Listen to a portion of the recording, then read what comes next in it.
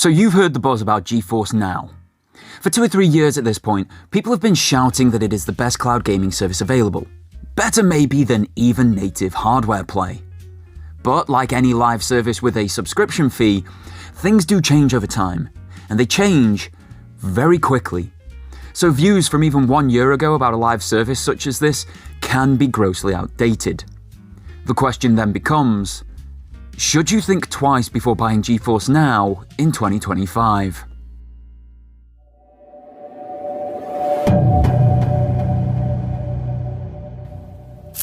If we're just talking in terms of performance, it is very easy to see where the narrative of "it's the best cloud gaming service" comes from. Even on the free tier, which we'll get into the nitty-gritty of tiers and pricing later, you get 1080p 60 frames per second gameplay that feels native. That's what this footage that you're watching right now is. Free tier GeForce Now gameplay.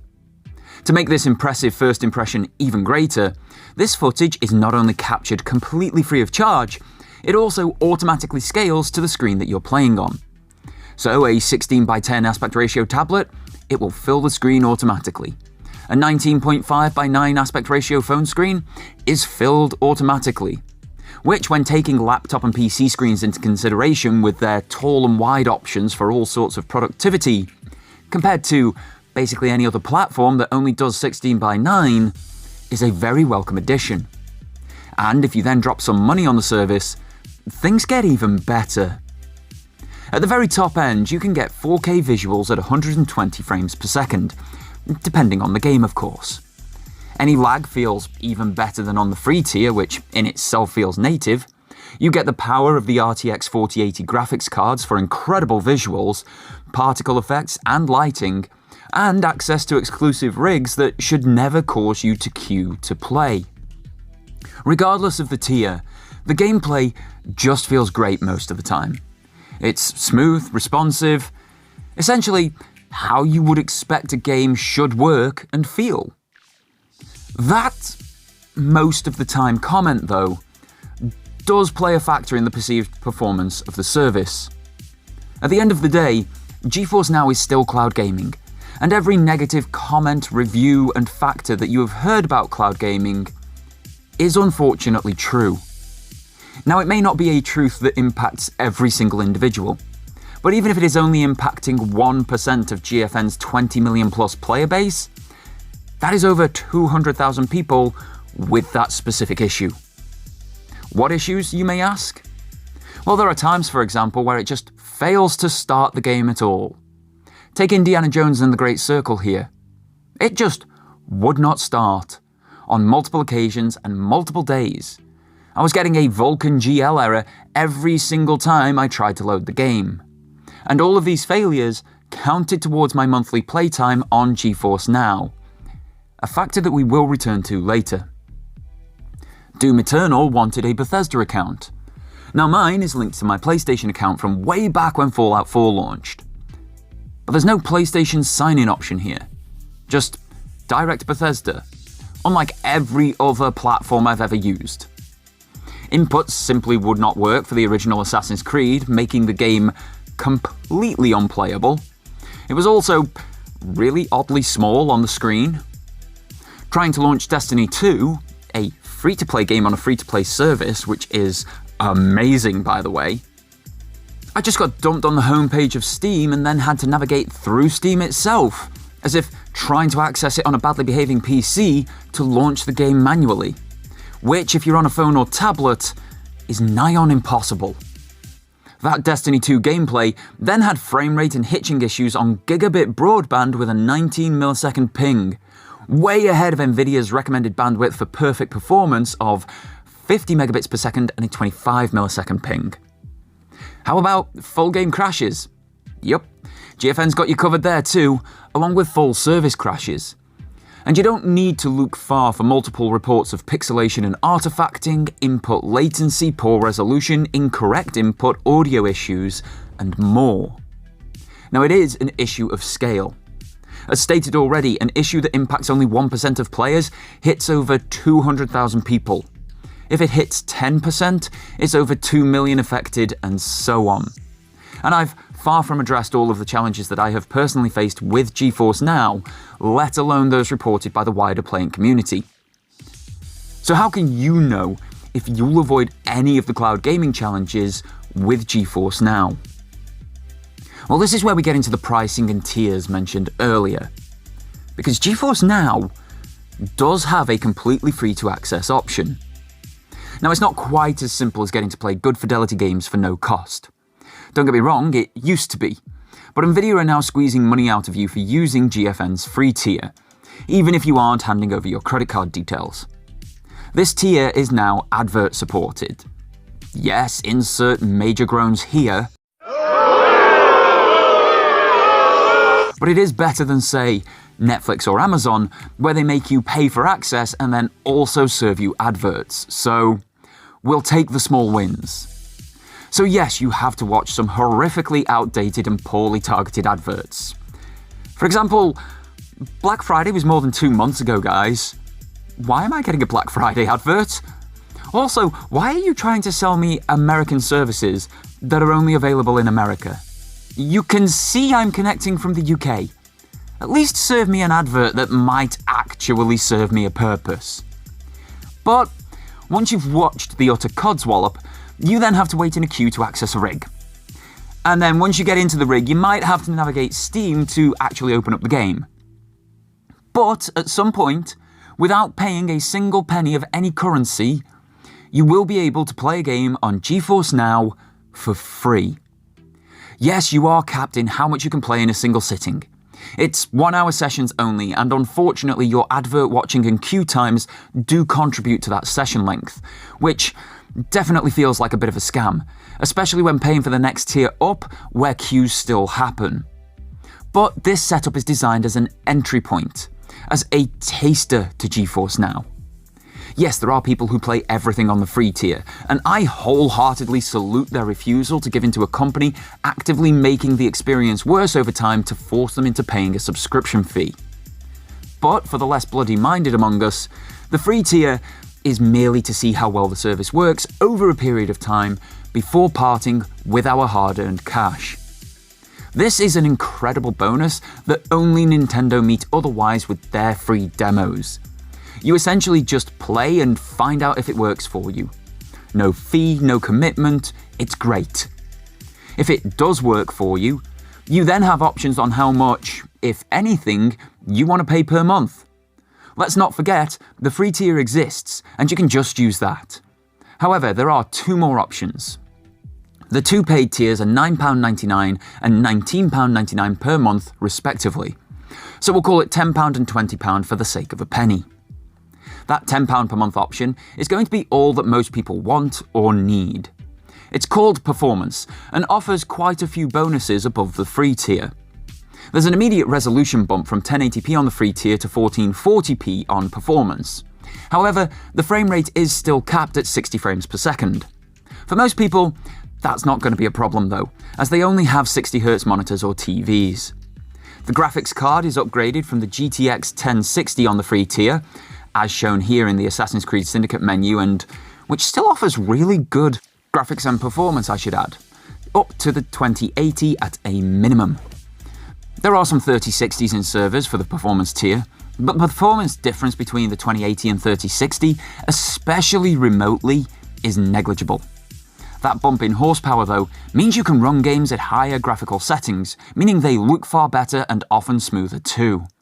Because it is an RTX card for performance, you also get access to ray tracing, which you will immediately turn off because it adds nothing to the games and destroys your frame rate. To top the £10 performance tier off, your session play length is increased to 6 hours, queues to play are a bit shorter, but there are no adverts, for now, while waiting in that queue, and your audio improves from stereo to 5.1 surround. Stepping up to the £20 per month option, this tier is called Ultimate. Once again, we see a resolution bump, this time all the way up to 4K, if both the game and your monitor support it. You also see a frame rate bump this time of up to 240 frames per second, but it is worth keeping in mind that the service does not allow 4K and 240 at the same time. You have to drop your resolution to 1080p to get the maximum frames. and have a compatible screen. With Ultimate being an RTX 4080 graphics card, you now get access to the wizardry of DLSS. This is Nvidia's magic show that allows the game to render at a lower resolution and frame rate than required. Then the GPU boosts both the visuals and frames up to what you want. It also has further sorcery in reflex mode, which eliminates the lag caused by adding resolution and frames from the GPU, and really helps with remote gaming. There's more too. Finally, HDR is included, which, unlike ray tracing, actually makes a massive difference to the game's visuals. There's another audio improvement up to 7.1 surround. No mention of Dolby Atmos on any tier though. Play sessions are now 8 hours in length. You should realistically never queue to play, though it does still happen. And finally, you also get Cloud G-Sync with Ultimate, which is essentially V-Sync to stop screen tearing, but specifically designed for cloud gaming.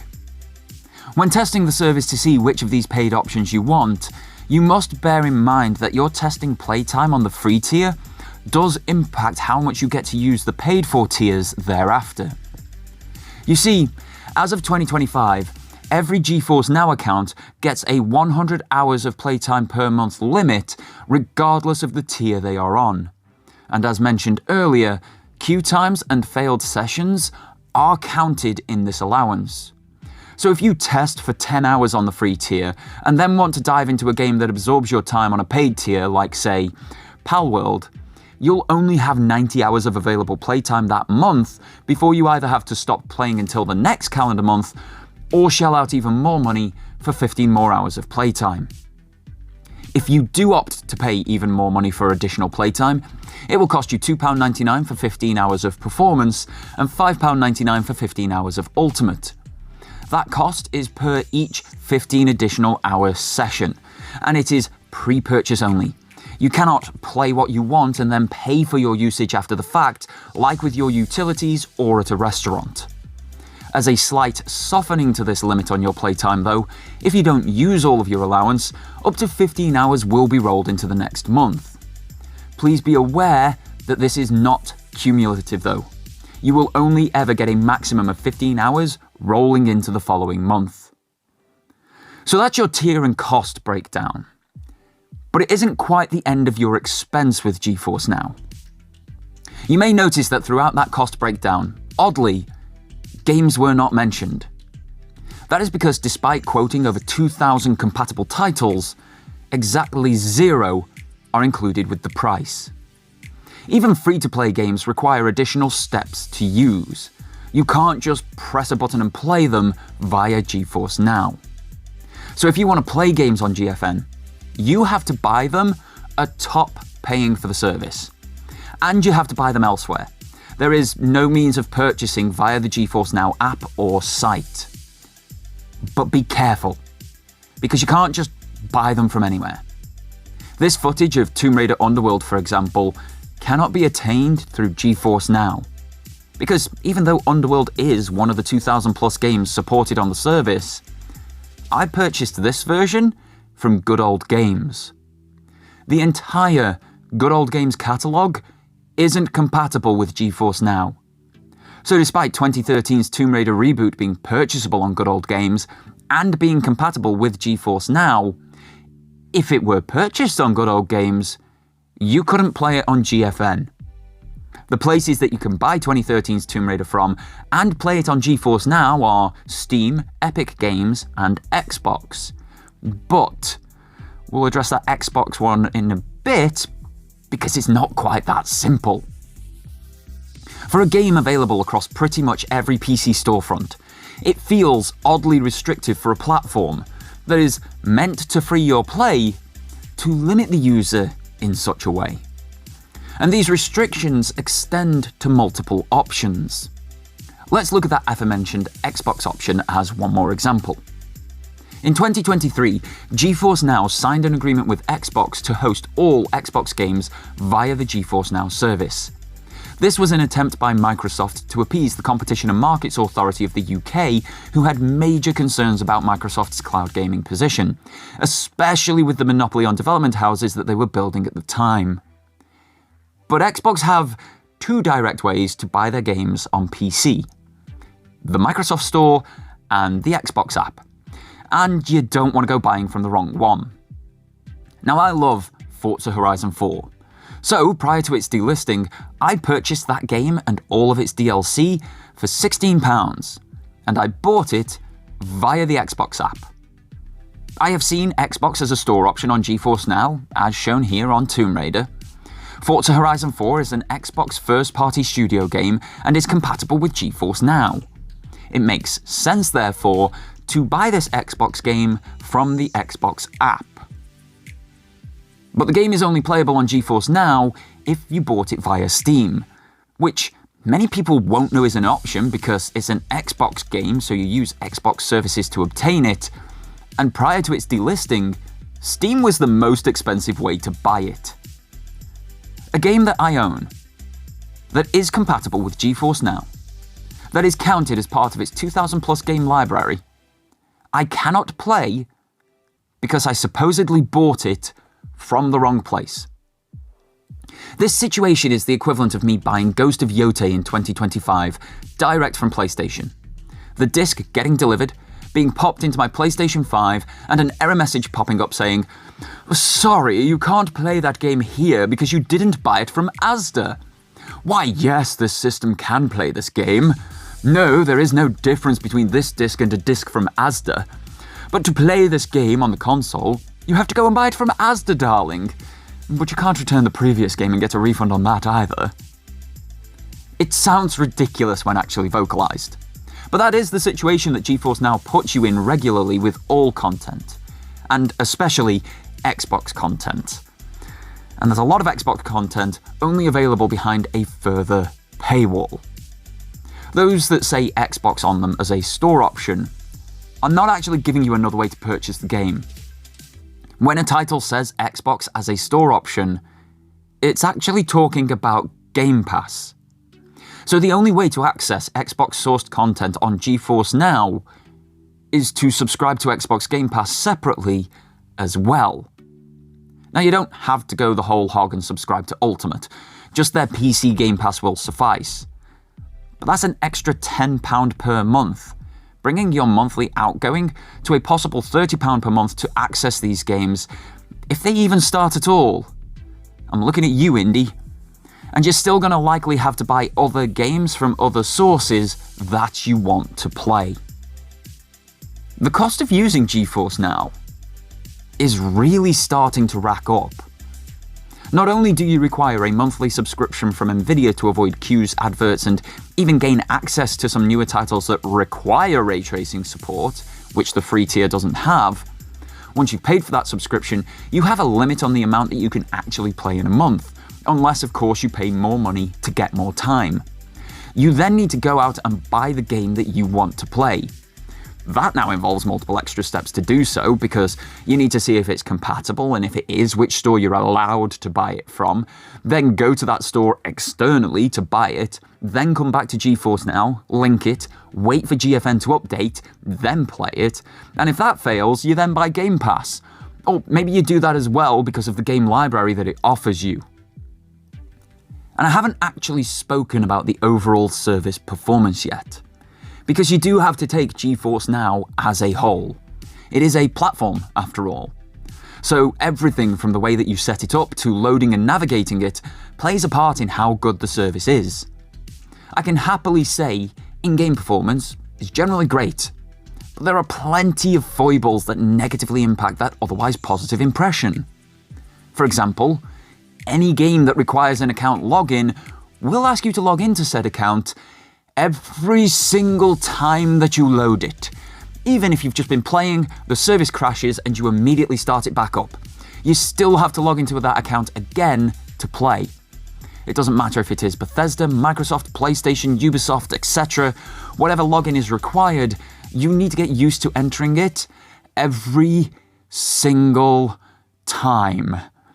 Which again, for platforms outside of PC, is very difficult. Just try typing anything in the search bar on your smart TV with the remote to get an idea of the barrier that this creates. The store compatibility is another foible that negatively impacts the service experience. For example, you can regularly claim free games on the Epic Games Store. But I claimed Star Wars Battlefront years ago, and that still isn't compatible from Epic. Signy was a day one Epic claim, but no version of that is available via GFN. Good Old Games, EA, Battle.net, Microsoft, Xbox all have minimal or zero compatibility. Horizontal UI!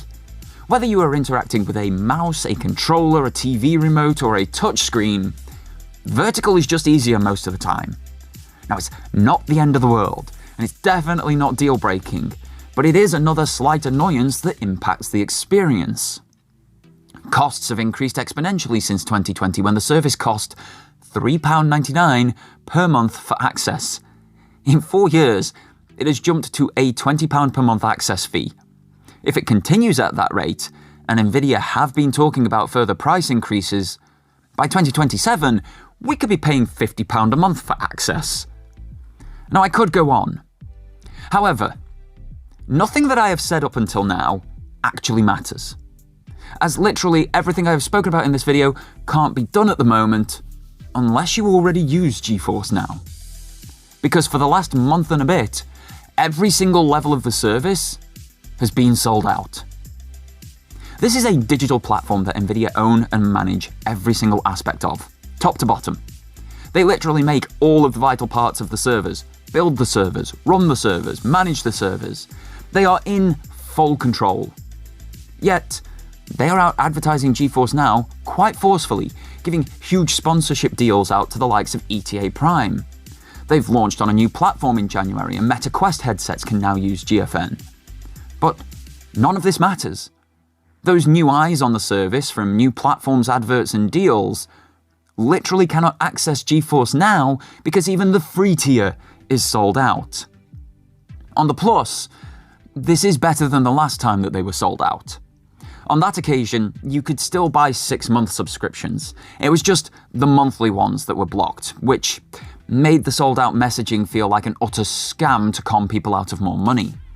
So at least everything being gone feels a bit better.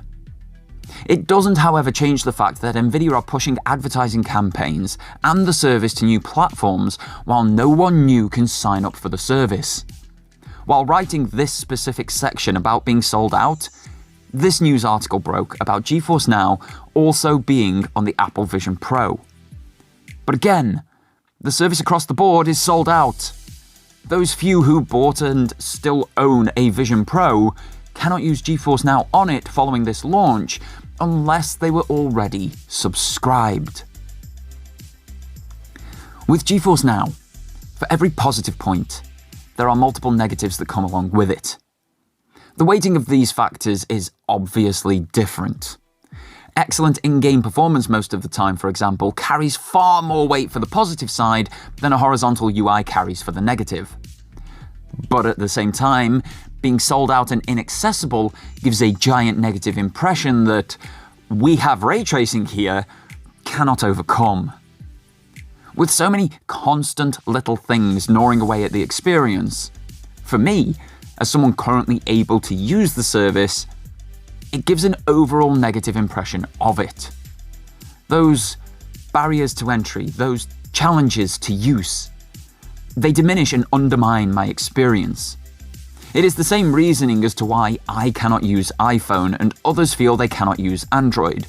Because the entire experience, despite some excellent factors on the other operating system or hardware, doesn't easily meet individual requirements.